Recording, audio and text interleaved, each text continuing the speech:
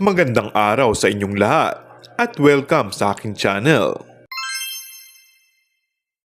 Ano nga kaya ang say na ngayon ay nagbabalik serye na si Julia Montes sa bagong love team ng boyfriend niyang si Coco Martin? Lumabas na sa FPG's Batang Quiapo ang karakter ni Kim Domingo. Sa July 16 episode ng show, ni-reveal ang karakter niyang si Madonna. Ito ang first project ni Kim sa ABS-CBN, pero hindi pa malinaw kung magiging bagong love interest ba siya ni Tanggol na karakter ni Coco o magiging kaibigan o kaaway. Pero sa kumakalat na chika, si Kim ang ipapalit kay Ivana Alawi bilang love interest ni Tanggol.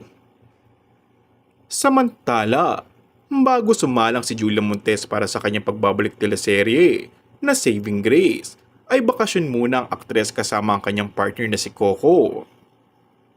Sa post ng celebrity couple, sila ay nasa Doha Qatar International Airport.